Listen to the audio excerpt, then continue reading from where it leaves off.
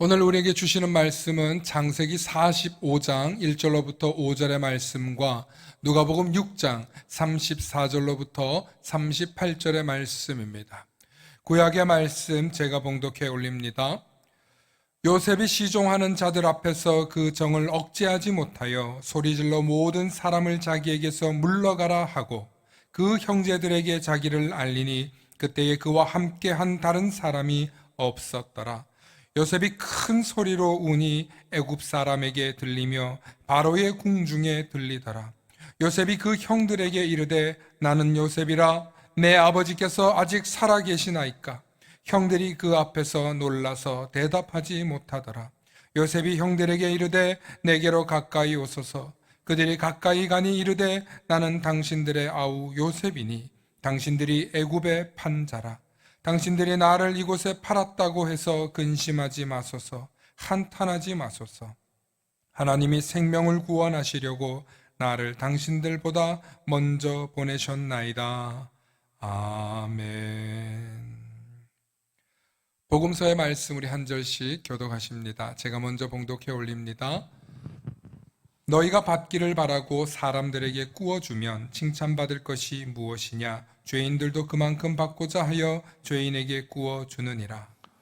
오직 너희는 원수를 사랑하고 선대하며 아무것도 바라지 말고 꾸어주라. 그리하면 너희 상이 클 것이요 또 지극히 높으신 이의 아들이 되리니 그는 은혜를 모르는 자와 악한 자에게도 인자하시니라. 너희 아버지의 자비로우심 같이 너희도 자비로운 자가 되라. 비판하지 말라. 그리하면 너희가 비판을 받지 않을 것이요 정죄하지 말라. 그리하면 너희가 정죄를 받지 않을 것이요 용서하라. 그리하면 너희가 용서를 받을 것이요. 함께 하십니다. 주라 그리하면 너희에게 줄 것이니 곧 후이되어 누르고 흔들어 넘치도록 하여 너희에게 안겨주리라. 너희가 헤아리는 그 헤아림으로 너희도 헤아림을 도로 받을 것이니라. 아멘.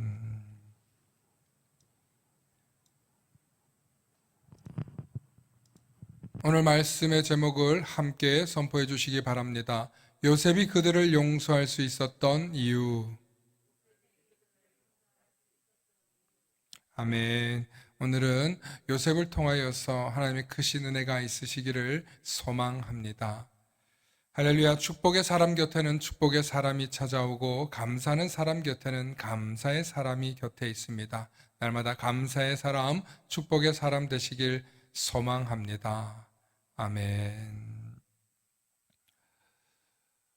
오늘 우리가 읽은 창세기 45장의 말씀은 롤러코스터 같은 요셉의 이야기 가운데 가장 하이라이트, 대미를 장식하는 그런 내용이 담겨 있습니다. 오늘 본문은 구약 성경 가운데에서도 가장 재미있으면 또 재밌고 감동이 되고 스펙타클한 인생이 담긴 요셉의 이야기입니다. 잠시 그림으로 여러분들 보시겠는데 오늘 본문은 요셉이 자신을 팔았던 형들을 용서하는 장면이 나옵니다. 이 이야기가 창세기 45장에 나오죠.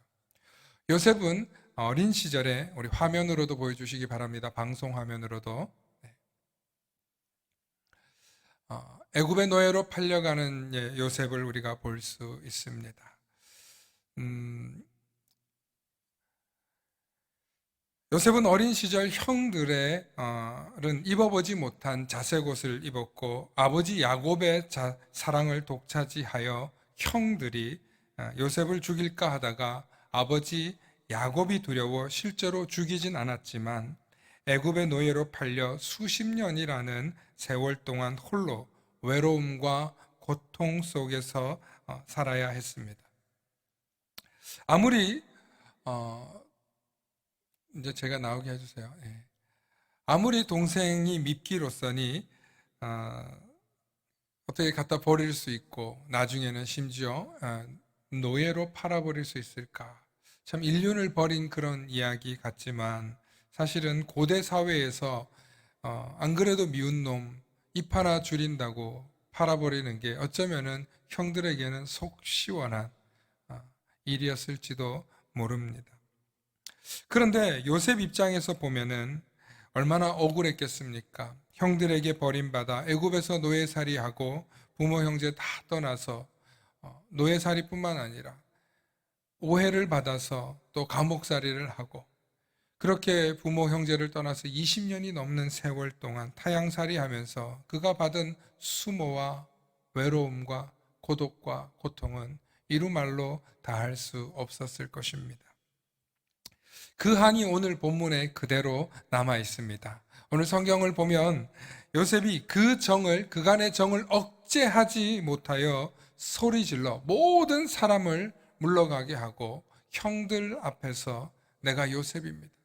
당신들이 애굽에 팔았던 바로 그 동생 요셉입니다. 하고 자신을 형들에게 드러냅니다. 아버지의 안부를 묻고 또 자신이 당신들의 동생인 것을 숨기지 않자 형들이 당황해서 엎드려 있습니다. 좀 전에 그림에서 보셨던 것처럼 형들이 엎드려 있었어요. 어떻게 할 줄 몰라서 아마 엎드려 있었을 것입니다. 그런데 요셉이 형들을 위로해 줍니다. 오히려 두려워하지 마소서, 한탄하지 마소서 하면서 먼저 그들을 안심시키는 그런 대목이 나옵니다. 형들은 지금 이 순간이 어리둥절하겠죠. 꿇어 엎드려 고개조차 들지 못하는 이 상황에서 요셉은 형들을 크게 용서하고 있습니다. 이후 요셉은 그의 형들과 동생 베냐민 그리고 아버지와 그 모든 식솔들을 이 고센이라는 땅으로 불러서 그들이 살 거처를 마련해 줍니다. 아버지 야곱이 오래 살다가 나중에 장사를 지냈을 때 형들이 이제는 우리를 정말 심판하고 죽이겠지 할 때 아니라고 형들과 또 형수들과 그의 식솔들까지 내가 다 보살피겠다면서 통 크게 형제들까지 품는 모습을 보여줍니다. 한마디로 요셉은 큰 사람입니다. 큰 인물일 뿐만 아니라 무슨 대단히 성공한 것뿐만 아니라 자신에게 그토록 괴롭게 했던 원수 같은 형들과 그의 가족들을 용서하는 참 용서의 사람이라고 할 수 있습니다. 정말 놀랍지 않습니까? 대부분의 사람들은 성공하면 무엇부터 생각합니까? 두고 보자. 이를 갈고 복수할 생각부터 하는 게 대부분의 사람들의 정서고 생각입니다. 그런데 오늘 요셉을 보면 그 모든 형들을 용서하고 품는 장면이 나옵니다. 어떻게 요셉이 이렇게 형들을 용서할 수 있을까? 고대 사회에서 성경에 대해서 요셉이 자세히 알고 있는 것도 아닙니다. 그저 아버지로부터 들은 하나님의 이야기 정도가 요셉에게는 전부였을 것입니다. 요셉은 모세 이전의 사람이었기 때문에 율법을 알던 사람도 아니었습니다. 그런데 어떻게 그는 하나님께서 그와 함께 하시고 그를 붙들어서 그가 하는 모든 일들이 잘 될 수 있었을까요? 그 이야기는 요셉이 애굽에 팔려간 직후부터 시작되는데 창세기 39장 2절의 말씀부터 우리 보겠습니다. 우리 화면으로도 보여주시기 바랍니다. 우리 함께 읽습니다. 시작. 여호와께서 요셉과 함께 하심으로 그가 형통한 자가 되어 그의 주인 애굽 사람의 집에 있으니 그의 주인이 여호와께서 함께 하심을 보며 또 여호와께서 그의 범사에 형통하게 하심을 보았더라. 아멘. 여러분, 여기서 그의 주인이 누구냐면은 보디발 장군을 얘기하는 거예요. 보디발 장군이 요셉을 보니까 이 사람은 특별한 거예요. 하나님이 그와 함께하는 형통함이 있는 거예요. 여기서 형통은요, 우리가 복이 있는 사람은 악인의 길을 따르지 않고 나오는 거기서 형통이라는 이야기가 있지 않습니까? 제가 얼마 전에도 만나러 말씀드렸던 것 같은데, 여러분, 형통은 모든 일이 잘 된다라는 뜻이에요. 그런데 창세기에서 말하고 있는 이 형통의 의미는 성공시키다 이런 뜻이에요. 무슨 뜻이라고요? 성공시키다, 성취하다 이런 뜻의 의미가 강해요. 그러니까 요셉은 그가 하는 일마다 어떻게 됐다? 성취되었더라. 그가 하는 모든 일들마다 성공시키더라는 것입니다. 그래서 보디발 장군이 보니까 요셉이 하는 일들은 전부 다 잘 되는 거예요. 그냥 잘 되는 게 아니라 다 어떻게 되더라? 성공시키더라는 거예요. 할렐루야. 여러분 창세기 39장 21절과 23절의 말씀도 함께 보기 원합니다. 띄워주십시오. 여호와께서 요셉과 함께 하시고 그에게 인자를 더하사 간수장에게 은혜를 받게 하심에 간수장이 옥중제수를 다 요셉의 손에 맡김으로 그 재반 사물을 요셉이 처리하고 간수장은 그의 손에 맡긴 것을 무엇이든지 살펴보지 아니하였으니 이는 여호와께서 요셉과 함께 하심이라. 여호와께서 그를 범사에 형통하게 하셨더라. 아멘. 여러분 창세기 39장의 말씀은 한마디로 요셉은 탁월한 사람, 그 어떤 일을 맡겨도 성공시키는 아주 불세출의 인물이었다는 것입니다. 당시 사람들로서는 도저히 생각할 수 없는 지혜와 지식과 방법을 가지고 있었고, 그러니까 그가 하는 일 모든 것들이 다 어떻게 해요? 성공되더라는 거예요. 여러분 요셉이 일하고 있는 곳이 지금 어디입니까? 감옥이에요. 요즘 말로 하면 교도소예요. 여러분 감옥이나 교도소는 국가행정기관입니까? 아니면 사립기관입니까? 국가행정기관이잖아요. 그죠? 이 얘기를 잘 기억하시기 바랍니다. 요셉이 지금 죄수인데도 감옥에서 그가 맡은 일을, 재반 업무를 간수장이, 그 사람은 자유인이에요. 자유인은 꼼짝도 안 하고 그냥 이 갇혀있는 사람에게 무슨 일이든지 다 맡기고 있다는 거예요. 이게 얼마나 웃기는 장면이에요. 하나님이 함께 하시니까 갇혀있는 사람에게도 하나님은 그 일의 재반 사물을 어떻게 하더라? 성공시키더라. 되게 하더라는 거예요. 할렐루야. 억울한 가운데 있습니다. 요셉이 얼마나 억울해요. 그가 하는 모든 일들이 잘 되니까 오죽하면 보디발 장군의 아내가 하는 일들마다 똑 부러지게 하니까 너무너무 반하는 거예요. 여러분 요셉이 잘생겼다라는 표현도 있는데 여자들이 물론 미남자에게도 반하지만 이 일을 똑 부러지게 잘하는 사람에게도 마음이 흔들려요. 이 요셉이 하는 일들마다 어마어마한 일들이 일어나는 거예요. 할렐루야. 여러분 하나님의 역사는 옥 안에서도 역사하고 옥 밖에서도 역사하는 줄로 믿으시길 바랍니다. 그러므로 하나님이 붙들어 주시면 그 역사가 놀랍게 나타나는 거예요. 오늘 요셉은 여전히 감옥 속에 있지만 이런 업무를 보내면서 감옥살이를 해야만 했습니다. 그런데 드디어 누굴 만납니까? 바로를 만날 기회를 얻습니다. 술 맡은 간원장과 떡 맡은 간원장을 붙잡았다가 그들을 도와줬지만 그들은 요셉을 기억도 못하고 있었어요. 하루는 바로가 아주 고통스러운 꿈을 꿉니다. 어떤 꿈을 꿨냐면 애굽의 미래가 아주 암울한 꿈이었습니다. 살찐 7 암소가 등장하였다가 앙상하고 깡마른 암소가 등장하여 7 이삭이 무성하다가 다시 7 이삭이 사라지는, 바로가 여러 번 이 꿈을 꾸니까 이거는 필시 애굽의 예지몽이다, 애굽의 앞날을 위해서 주신 꿈이다, 이 꿈을 다 해석해라 하고 만방에 보냈는데 아무도 이 꿈을 해결할 자가 없는 거예요. 아무도 그 꿈이 무슨 꿈인지 모르는 거예요. 그럴 때 보디발 장군이 히브리 청년, 히브리 소년이 있으니 그에게 이 일을 맡겨보자고 바로에게 건의를 합니다. 아, 그런 애가 있냐고. 아, 그는 하는 일마다 보통 사람이 아니라고. 이 히브리 청년에게 우리 한번 맡겨보자고 건의를 드렸는데 바로가 그를 불러서 이 꿈 이야기를 합니다. 요셉이 어떻게 했습니까? 그 꿈을 해결해 드립니다. 그 꿈을 해결해 드리니까 바로가 뭐라고 하냐면 창세기 41장 38절과 39절 말씀 우리 함께 보십니다. 함께 읽습니다. 시작. 바로가 그의 신하들에게 이르되 이와 같이 하나님의 영에 감동된 사람을 우리가 어찌 찾을 수 있으리요 하고 요셉에게 이르되 하나님이 이 모든 것을 내게 보이셨으니 너와 같이 명철하고 지혜 있는 자가 없도다. 아멘. 여러분 지금 바로가 신하들을 앞에 쫙 세워놓고 요셉에게 이렇게 하나님의 영에 감동된 사람을 우리가 어디 가서 찾을 수 있겠냐, 이 이야기를 하고 있는 장면입니다. 여러분 이방의 왕이 히브리인의 신인, 히브리인들의 신인 여호와를 잘 알지도 못하지만 그가 그에게 감동된 사람이라는 것을 지금 뭐 하고 있습니까?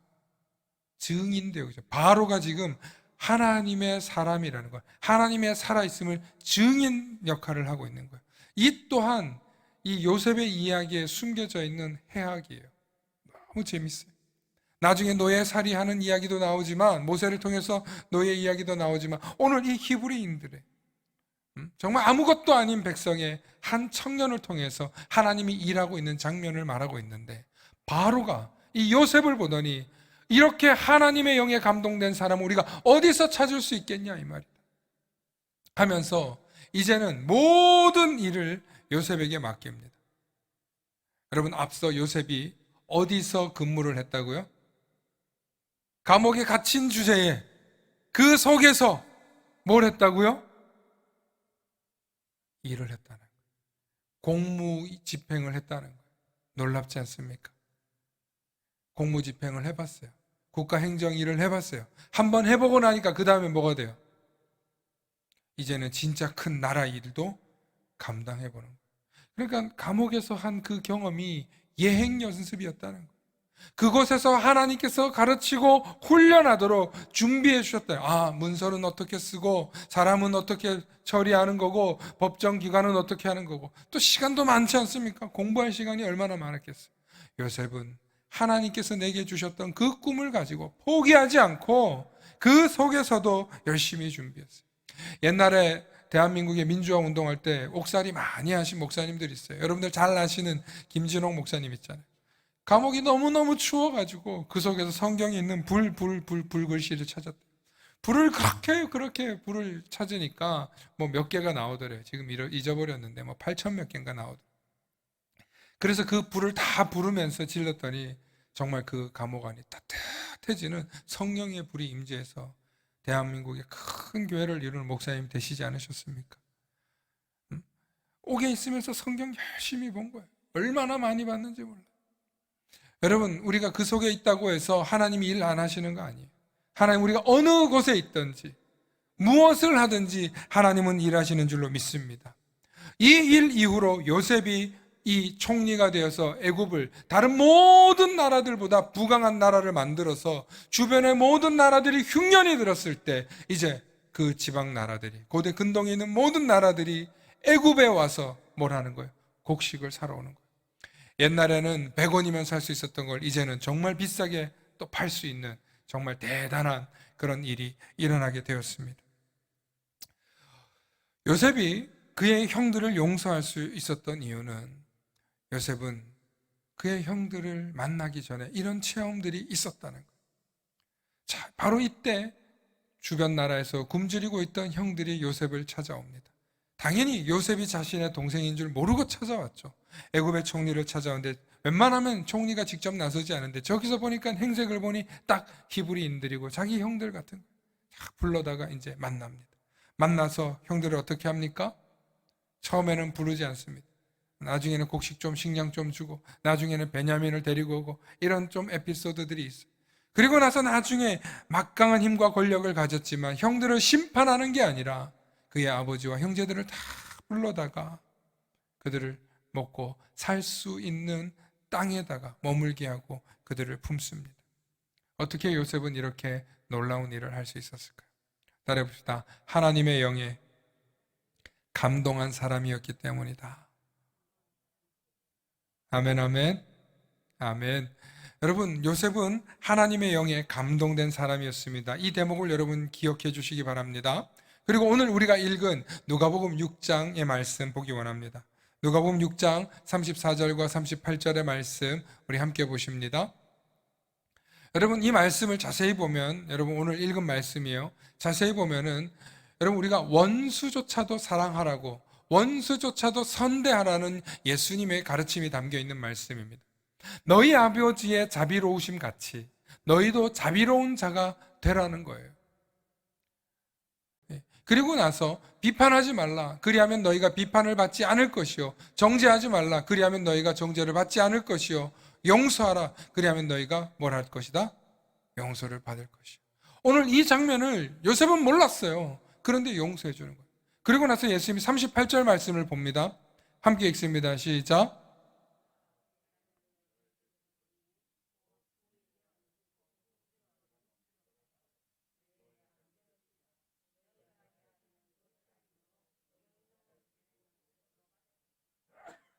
제가 읽습니다. 여러분들 이 방송을 안 들렸을 테니까. 주라 그리하면 너희에게 줄 것이요 곧 후히 되어 누르고 흔들어 넘치도록 하여 너희에게 안겨주리라. 너희가 헤아리는 그 헤아림으로 너희도 헤아림을 어떻게 해요? 도로 받을 것이니라. 아멘. 지금 여러분 예수님께서 원수 사랑 얘기 나왔고 선대하는 얘기 나왔고 자비로운 하나님처럼 자비로우라는 얘기했고 그 다음에 뭐 얘기합니까? 비판하지 말라는 말씀하셨고 정죄하지 말라고 했고 용서하라고 말씀했어요. 그 다음에 하시는 말씀 7번째가 뭐냐면 주라는 거예요. 주고 나면 너희가 어떻게 된다는 거예요? 받는다는 거예요. 여러분 예수님께서 지금 원수를 사랑하라는 이야기를 했다가 나중에 어떤 이야기로 되냐면 받는 이야기로 끝난다는 거예요. 할렐루야. 원수를 사랑하고 용서하면 우리에게 그 이상의 받고 또 받고 도로 받는 역사가 있는 줄로 믿으시길 축원합니다. 여러분 세상에 많은 사람들이 정말 부자가 되길 바라고 성공하기를 바라고 받기를 원해요. 다 좋아해요. 그런데 예수님의 말씀을 자세히 들여다보면요, 그 깊이대로만 가면 우리는 반드시 받는 인생이 되는 거예요. 도로 받는 인생이 되는 거예요. 누리는 인생이 되는 거예요. 오늘 읽은 말씀을 통해서 예수님께서는 제자들을 향해서 가르쳐 주신 말씀입니다. 이 말씀은 본래 누가복음 6장 27절의 말씀부터 시작됩니다. 그리고 그 핵심은 원수를 사랑하라는 이야기입니다. 그런데 대부분의 사람들은 원수를 사랑하기 힘들어합니다.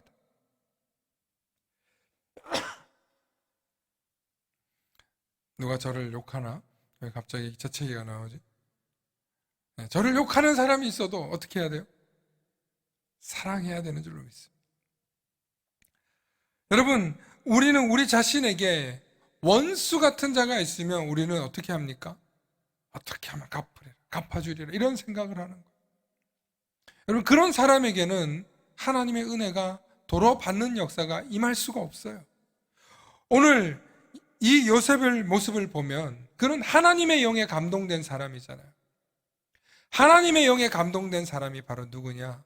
따릅시다. 하나님의 영에 감동된 사람은 성령 충만한 사람이다. 여러분 이제 반 왔어요. 계속 들으셔야 돼요. 집중하세요. 오늘 말씀에.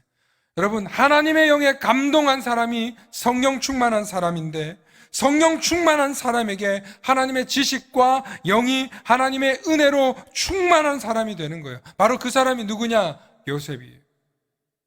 우리는 요셉과 같은 인물이 되기를 원하고 우리의 가족이나 우리의 자녀들이나 우리의 후손들이 요셉과 같이 되기를 바라잖아요.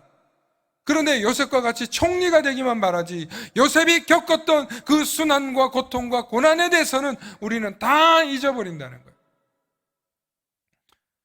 오늘 성경을 보면 요셉이 하는 모든 일들이 형통하였더라.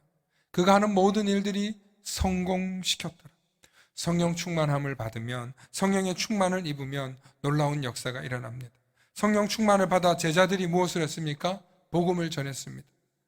저 유럽과 그리고 유대인들에게 복음을 전했습니다. 자신들을 핍박하고 죽이는 그 유대인들과 로마인들을 향해서 용서하고 복음을 전했더니 결국에는 그들이 어떻게 되었습니까? 복음을 받아들이고 복음이 온 세상을 지배하고 정복하는 놀라운 역사가 일어나지 않았습니까? 용서했기 때문에. 우리를 죽이고 핍박하고 쫓고 괴롭히고 가두는 바로 그 유대인들과 로마인들을 향해서 끝까지 사랑으로 복음을 전했어요. 여러분, 성령님이 하시는 일은 용서하는 일인 줄로 믿으시길 바랍니다.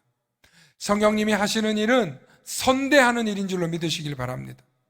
요셉의 시대에는 율법도 없었습니다. 하나님의 계시의 말씀도 없었습니다. 오로지 하나님께서 그와 함께 하셔서 그와 형통케 하셨다는 표현밖에 없는데, 하지만 우리는 성경을 펼쳐서 이제 모세도 알고 율법도 알고 예수님도 알고 로고스도 알아요.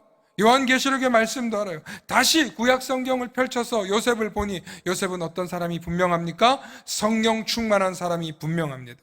성령 충만함을 받았기 때문에 그가 하는 모든 일들이 형통했고 그가 하는 모든 일들이 하나님의 영에 감동된 사람이었다는 거예요. 그러므로 구약시대에는 하나님의 영에 감동되었다는 표현 말고는 성령 충만한 사람이라는 표현이 없었어요. 오늘 신약시대에 나온 표현이에요. 하나님의 영에 감동된 사람이 곧 성령 충만한 사람이라는 거예요. 할렐루야. 그 이야기를 누가 고백합니까? 바로가 고백하더라는 것입니다. 지난주에 우리 교회에 오셔서 말씀을 전해주신 목사님이 우리 교회가 무슨 교회가 되길 바라신다고 말씀하셨죠? 성령 충만한 교회가 되기를 바란다고 했습니다. 성령 충만한 교회는 기적이 일어나고 놀라운 역사가 일어나고, 성령 충만한 교회는 하나님의 일들이 일어나고 부흥하고 성장하는 놀라운 역사가 일어난다고 말씀을 주셨습니다. 그런데 여러분, 과연 우리는 성령 충만을 무엇을 위해서 받으려고 하냐는 거예요. 여러분, 정말 성령 충만 받은 사람들의 삶이 무엇이냐는 거예요. 우리 인생에서 하나님의 도우심과 하나님께 함께 하시는 이 성령 충만함을 받아서 과연 우리는 무엇을 하려고 하냐는 거예요. 저는 지난 한 주간에 그 말씀을 듣고 우리가 성령 충만을 주장하고 성령 충만을 이야기하고 성령의 은사를 이야기하는데 성령 충만 받아서 도대체 뭘 했냐는 말이에요. 성령 충만은 하나님이 원하시는, 하나님이 일하시는 것을 위해서 존재되고 준비하는 줄로 믿으시길 바랍니다. 여러분, 성령 충만이 그렇게 쉬운 길이 아닙니다. 사도행전에 성령 충만함을 받은 스데반이 돌에 맞아 죽기 전에 누굴 봅니까? 예수 그리스도를 봅니다. 성령 충만함 받은 스데반이 어떻게 됐습니까? 순교합니다. 그런데 순교하기 전에 그가 남긴 한마디가 있습니다. 저들의 죄를 용서하옵소서. 여러분, 성령 충만함이 유지되고 성령 충만함을 받는 사람의 특징은 뭐냐? 따라합시다. 용서한다. 용서한다. 선대한다. 선대한다. 여러분, 우리가 세상을 향해서, 내 가족과 이웃을 향해서 용서하고 선대하는 사람이야말로 성령 충만함을 받는 사람이고, 성령 충만함이 유지되는 사람이고, 성령 충만함을 받을 자격이 있는 사람이라는 것입니다. 할렐루야. 오늘날 많은 사람들이 성령 충만함을 받아서 나의 성공의 도구로 요셉과 같이 되어야지, 다니엘과 같이 되어야지, 우리는 그렇게 꿈꾸고 소망하는데 그렇지 않아요. 성령 충만함을 받고 성령 충만함을 받을 자격이 있는 사람들에게 하나님은 그 사람을 드높이 사용하시고 하나님의 일을 위해서 그에게 성령의 기름을 부어주시는 줄로 믿으시길 축원합니다. 오늘 누가복음 6장 34절과 38절의 말씀은 원수를 사랑하라는 말씀입니다.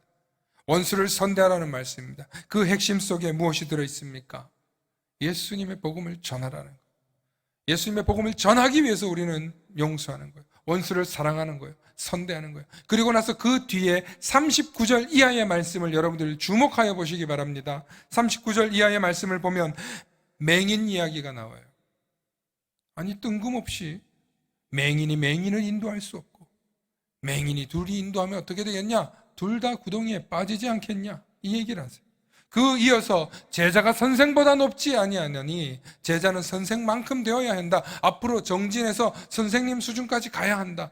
이런 이야기를 해요. 아니, 엉뚱한 소리 같아요. 그 다음에 더 이상한 얘기를 해요. 내 눈에 들보가 보지 못하면서 남의 티끌을 보고 비판하는도다 하면서 들보 이야기를 해요. 형제 눈 속에 있는 티는 보면서 내 속에 있는 들보는 보지 못한다. 여러분, 성령 충만 받은 사람들, 예수님의 제자가 되어서 원수를 사랑하고 선대할 수 있는 사람들이 되려면 그 시작에는 뭐가 있냐? 남의 티끌 보지 말라는 거예요. 내 속에 있는 들보부터 보라는 거예요.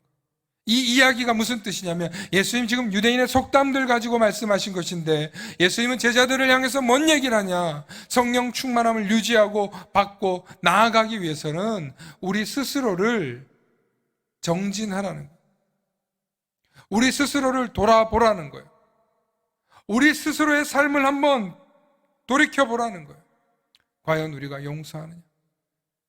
과연 우리가 가까운 형제와 이웃의 티나 들보만 볼 뿐이지, 티나 티끌만 볼 뿐이지, 우리 속에 있는 건 안 보면서 무슨 원수 사랑 얘기하고 원수 선대하냐?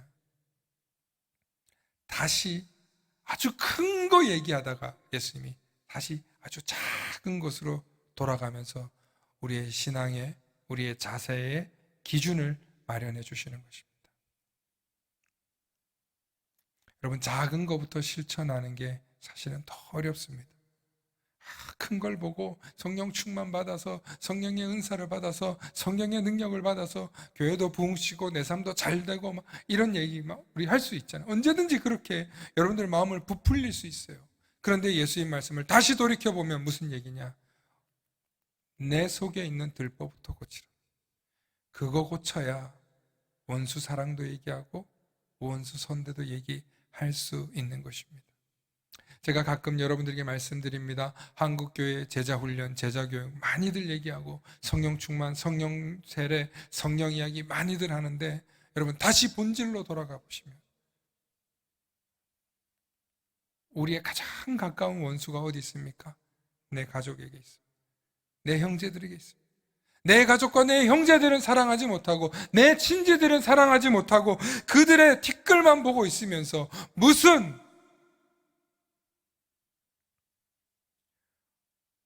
다시 요셉의 모습으로 돌아갑니다. 요셉이 형들을 용서합니다. 요셉이 그 형들을 용서합니다. 그가 성령 충만함이 끝까지 유지되었던 사람이었기 때문인 줄로 믿습니다. 세상에서 가장 아름다운 장면을 꼽으라고 한다면 단연 사람들이 서로 화해하는 장면이 아닐까 싶습니다. 모든 오해를 벗고 미움과 분노를 내려놓고 서로 부둥켜 안고 눈물바다가 될 때 많은 사람들이 저절로 감동이 오는 거죠. 우리가 좋아하는 주말 드라마의 특징이 바로 거기 있지 않습니까? 온갖 사건 사고들이 다 일어난 다음에 마지막에는 원수 갚는 게 아니라 아주 통쾌한 이야기도 분명히 있지만 나중에 주인공이 다 이렇게 용서해주고 또 품어주면서 그 장면 보면서 우리가 어느새 손수건 가지고 눈물을 닦고 있지 않습니까? 이 드라마의 특징이 이 요셉의 이야기 속에 다 들어있어요. 할렐루야. 오늘날 이야기로 포장됐고 소재만 다를 뿐이에요. 그런데 우리는 그 이야기를 볼 때, 그 이야기를 들을 때 우리는 공감하고 감동하고 눈물을 흘리면서 희노애락을 느끼고 그래. 그런데 드라마는 드라마고 내 삶은 다르지. 내가 어떻게 살아왔는데 이런다면 세상 사람들과 별반 다를 바 없지만 저와 여러분들은 이 요셉의 드라마를 통해서 예수 그리스도의 이 사랑의 드라마를 통해서 우리는 무엇을 합니까? 우리도 용서하자. 우리도 화해하자.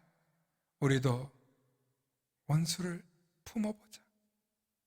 정말 쉽지 않은 일인데 그 일을 실천하며 나아갈 때 그곳에 성령 충만의 밑거름이 있고 성령 충만이 유지되는 비결이 있는 줄로 믿으시길 축원합니다. 그러므로 우리 그리스도인들이 그런 인생을 살기를 다짐하고 결단하며 나아갈 때 우리는 참 그리스도인, 성령 충만한 그리스도인으로 나아가게 될 줄로 믿습니다.